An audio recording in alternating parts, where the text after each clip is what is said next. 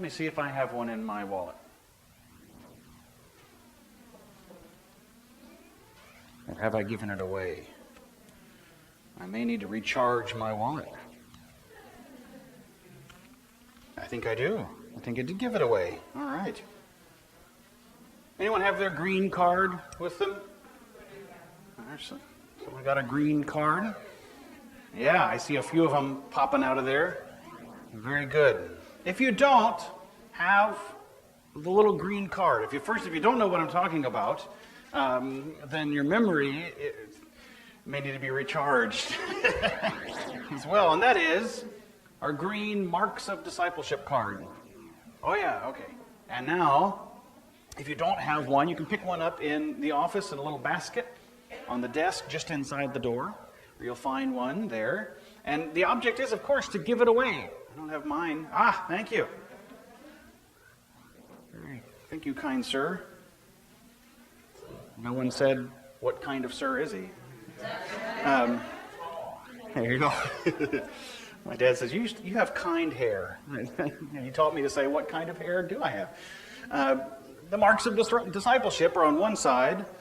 Our mission statement, our worship times, our address and email address are on the other side.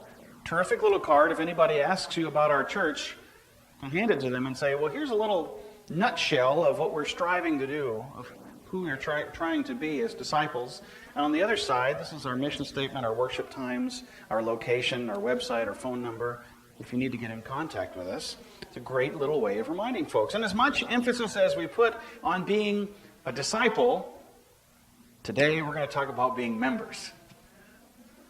Now, there are some tremendous debates that rage in the academic halls of the seminaries, of church conferences and so on, in which, you don't want to be members, you want to be disciples.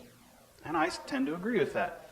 Membership is all about sitting and getting. Discipleship is all about going and telling. I mean, I can give you a whole slew of comparisons between the two. If you're a member of a club, you pay a fee and you get a service. And isn't that what we do? We pass the plate around, you put your money in, and you better darn well expect the pastor to do what you want him to do, right? There's some churches who operate that way. But in a discipleship church, it's a little different. What we put on the plate is a gift, as a response to what we've been given. The blessings we've received from God, we share with others. It's a different approach. It's a seed that we give, a way of sharing. So yeah, there are so many comparisons between membership and discipleship, and I won't belabor that point, except that scripturally we do have membership lifted up. But it's not that kind of card-carrying club membership, although we carry cards as disciples. It's not the same kind of club membership. Rather, it's body membership. Membership of the body. You have a body. You're here. How many of you have a body that's missing some parts? A few of you. Whether it's an appendix or a finger or, something. How many of you have rocks up here instead of gray, a different kind of gray matter? Or have ever been accused of that? Right? We all have bodies, physical form, a corporeal form, a body. There is a town in Texas that means body of Christ. Anyone know what that is? Corpus Christi. There you go. We even have a town. Is that the only one? There may be others. Named after the body of Christ. And that is what we are. We are Christ's body. Now, Paul goes into some details here in Corinthians and other places in the scriptures, but today we get Corinthians, about that body. I'm going to focus on that text today. I mentioned last week that I would be at Seebeck at the Bishop's Convocation and that we'd be hearing what we could have said and what we might have said. And I heard Pastor Morris deliver one of the most incarnational sermons I've ever heard, describing Christ, the good boy who grew up with the right family and then unrolled the scroll and read the scroll and then all hell broke loose. exciting sermon. Today, instead, we'll be looking at the body, but not neglecting Christ. If we were just a body, well, there was this fellow named Robespierre. Anyone ever heard of him? Terrible person, author, many would say, of the French Revolution. And what would you say if you had to pick a symbol of the French Revolution? What would it be? The guillotine. That's right. When Christy and I were dating, you better understand where this is going. There is a connection. Strange as it is, when we were dating, well, long before that, her mom was cutting my hair. Okay? And I went up there one time to get a haircut, and there in the living room is a plexiglass guillotine, or head chopper. You know, as many of you know, at that point, my soon-to-be brother-in-law, he wasn't even married to Katie at that point, I don't think, maybe, is a magician. And this was a prop that Christy's dad was building for him. It's an amazing illusion. The real thing does a very good job of removing one's head from one's body. I used to think that was a very quick, painless way. Now science is telling us that perhaps the head, once severed, is conscious for up to 30 seconds. Christ is the head of our body. Christ is the head of our body. Would we decapitate our body and remove Christ? We do. We do. We do remove Christ from our body. Thinking of it in those terms, it sounds gory, disturbing. And perhaps it should sound gory and disturbing because of what it does. Now, Paul talks a bit more about the hands, the foot, the eye, these parts of the body. And we'll get into that, but I wanted to start first with the head. Christ, who is the head of the body. Would we remove that head? By no means. To use a Pauline phrase, by no means. We would, in fact, give it great protection. When you ride a motorcycle, what do you wear on your head, hopefully? A helmet, right? If you're using a power tool, what do you cover? Your eyes and your ears, maybe a dust mask. We protect our heads. How do we treat the head of our body, the church? Is that snoring? Okay.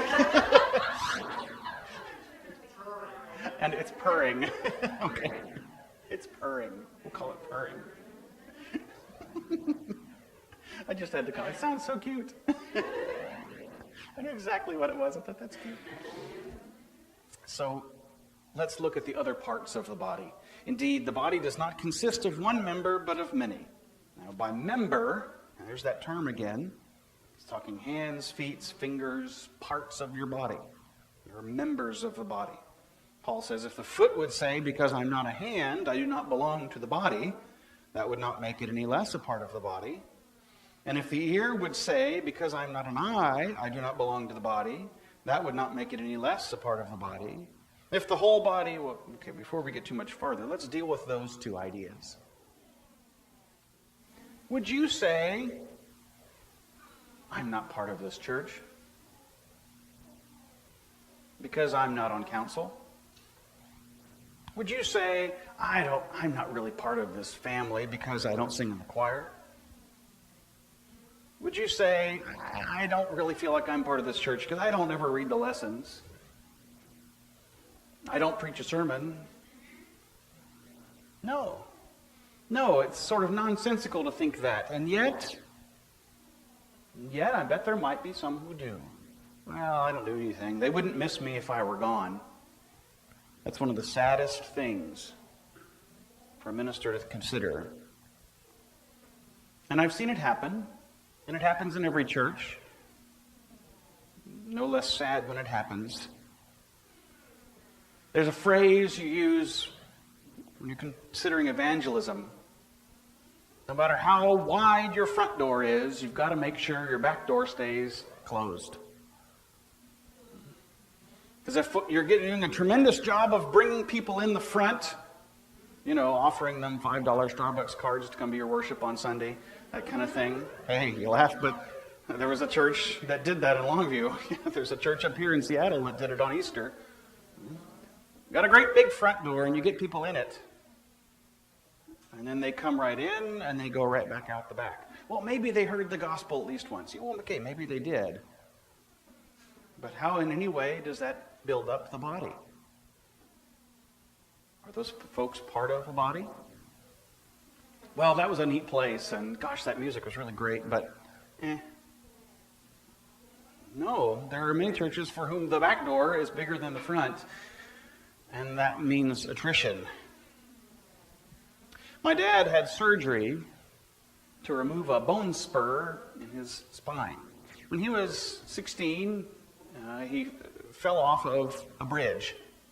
Nearly died, broke his hip, his back, had a near-death experience, so to speak, and was put back together and healed. But in the healing process, a crack developed there, and healing wasn't quite straight here, and a bone spur began to grow on his spine. So they went in to do a little surgery. Well, it wouldn't have been a big deal, except that he was noticing over the years that his right calf was shrinking. It's not as big as his left. It's called attrition. When a muscle begins to shrink, it atrophies, it gets smaller. The body begins to use it up, or doesn't get as much nutrient as the other, and so it doesn't grow, doesn't replenish. So that part of his body was diminishing. So naturally he said, well, what can we do about this? So the doctor did some little nerve testing and figured out, that's not getting as much energy as the other. Let's see what you got. Sure enough, bone spur, a little slit, a little grinding, everything's better. Everything's fine. I know, I don't like to consider that either, but it's what you do. Can I use Dan as an example? Do you think he'd mind? No. Dan Anderson has a new valve in his heart. He's joined the lobster club, as I call it, and that is the lobster-shaped cut on your chest that they make before they cut open your sternum and pull open your chest, and take the old valve and put a new pig valve in. It works. Now let the jokes begin as to some sort of pig valve in his heart, I'm sure. But if you can dish it out, you better be able to take it, because I know he'll give it right back. No, with good humor and courage, Dan faced it, had the surgery, has now got a fully functioning heart again. Explains a lot, doesn't it, really? Yeah. No, if one part of our body were diminished, we would repair it, we would fix it, we would do something about it. Which is what breaks a pastor's heart. When I say that when folks leave a church, usually they have a good reason. And many efforts on my part to get them back will fail spectacularly. In fact, it can make it worse. I heard of one church that sent out letters.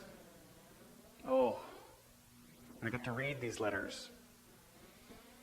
And while the intention was good, the letter essentially said, you haven't been here, shame on you. What are you doing? Why haven't you been in church? And it caused more harm than good. The best way, and this is the evidence talking of churches that have successfully done this, and by successful I mean maybe 1 out of 10 or 2 out of 10. The best way to bring folks back who have slipped away, to run out the back door and grab them before they get too far and bring them back in, and it has to be soon. The best way to bring folks back is for one of you to make the call, to reach out. Because if it's me, it's the principal calling, to say, you're in trouble, you've been missing church. That's how it's often perceived. Not always, I don't mean to overgeneralize. But think of this. Well, I'm not a hand. I don't belong to the body. But you're a foot. I'm not an eye. I don't belong to the body, but you're an ear. Maybe, just maybe, I think this is the case. Folks who would say such a thing haven't yet found their place in the body, haven't yet discovered their eye-ness or their ear-ness or their foot-ness. Haven't quite figured out, well, where do I fit in this body? Where do I belong? How do I fit in there? And they feel connected. They stay. At Prince of Peace in La Mirada, where Christy and I were co-pastors, the facility was atrocious. It needed some serious updating.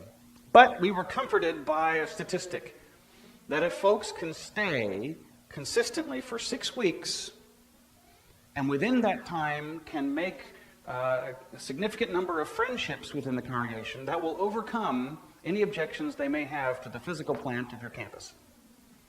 Our bathrooms reminded me, gave me sort of chills of these, what was it, the Bates Hotel? Yeah. That's right. If half the tile has already fallen off, what's keeping the other half up from falling on you?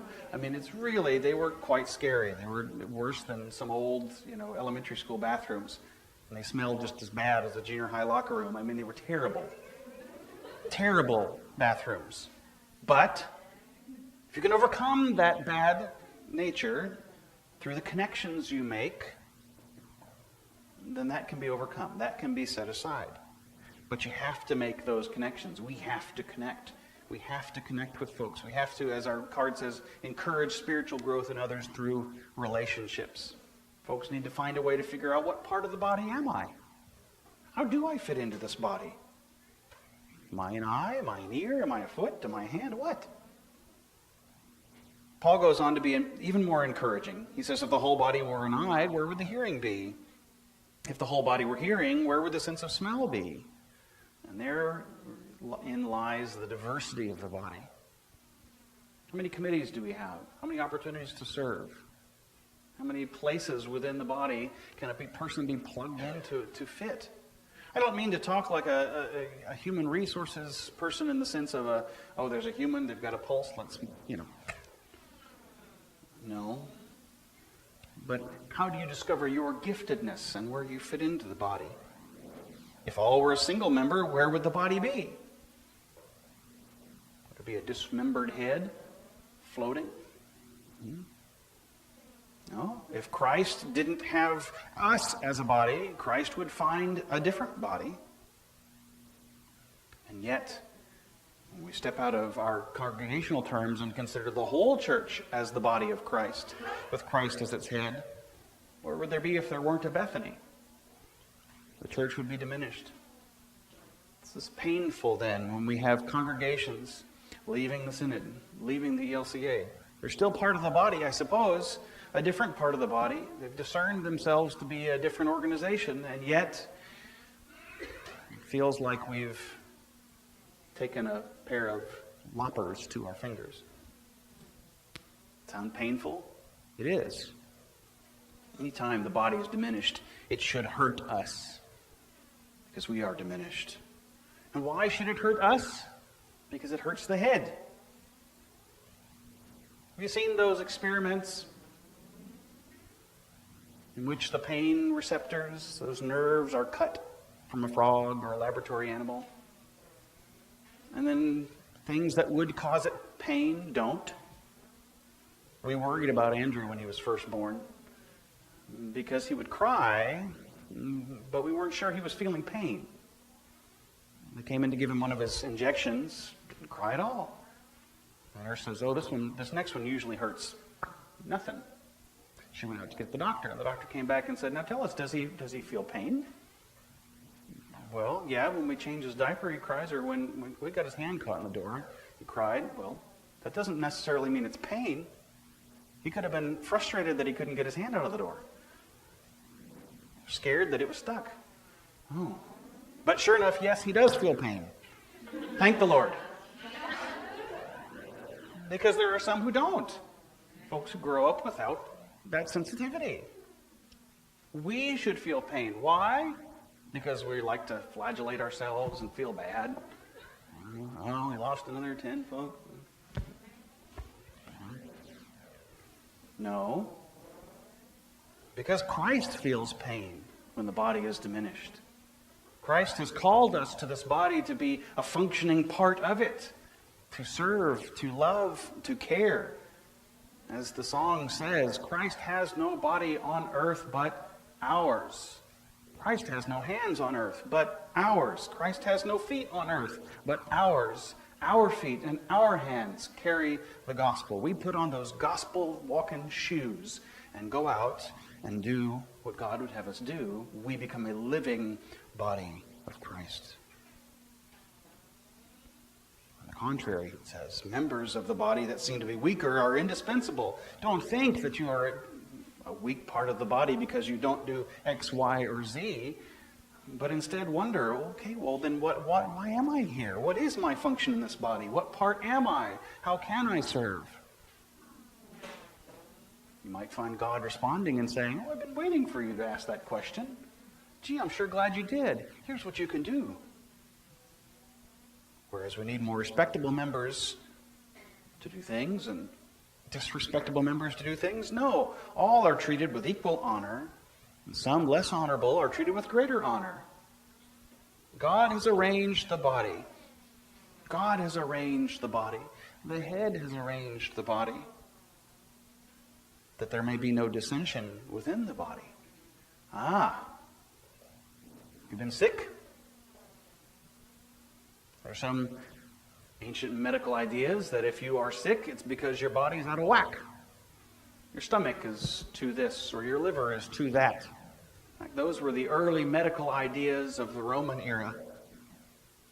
You had an excess of gall, or perhaps you had an excess of blood. If you had an excess of blood, how would they get rid of that? Leeches. They would bleed you. They would cut you. If there's something out of whack in your body, if you're sick, well, let's correct that imbalance. And that idea is coming around again today, and even in modern medicine. So let's correct that. So if there is tension and disorder within the church body, could it be that there are members for whom they have not yet figured out what their purpose is? Maybe. There is disharmony. Maybe our humors are out of whack, as the old physicians used to say. Maybe some good humor would go a long way into restoring the balance. That there may be no dissension within the body, but the members may have the same care for one another. If one member suffers, all suffer together with it. If one member is honored, all rejoice together with it. Oh, what joy it brings a pastor's heart to be able to say, we all rejoice together. We bring our graduates forward. We put the quilts over their shoulders. We bless them and send them off. We bring our confirmands forward with their white robes. This year they're white shirts and their white dresses. And we put our hands on them and pray for them. We baptize. And we bless. Because that is exactly what Paul's saying. We lift up and honor that part of the body. And if one member suffers, do we not all pray together? Do we not all mourn together? We are that body. Now, do we have some work to do to cure some humors that are out of alignment? Yeah. And that comes with time and prayer and discernment. Now you are, listen to this proclamation, you are the body of Christ and individually members of it. Don't say no, you are. And God has appointed in the church first apostles, second prophets, third teachers, then deeds of power, then gifts of healing, forms of assistance. Have you ever given anyone assistance? Part of the body. Forms of leadership, various kinds of tongues. God has ordained this body, not just me, because I wear a silly robe and a thing on my shoulders. We are ordained, ordered as the body. Blessed be God for arranging us and calling us into his body. Amen.